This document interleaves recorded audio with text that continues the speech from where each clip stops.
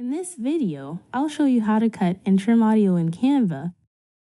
First, go to Canva and open your video project.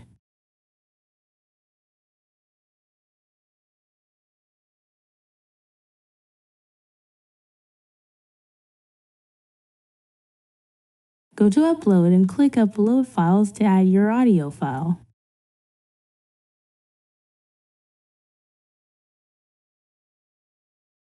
I've already uploaded mine here.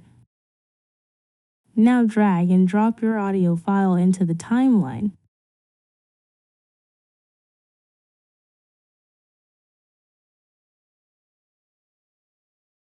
To edit your audio, move your cursor to the position where you want to make a cut.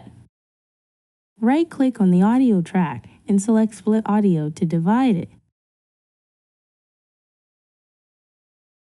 If you need to trim the audio, simply click and drag the edges of the audio clip to adjust its length. That's all you need to do to cut and trim audio in Canva. Hope you found this helpful.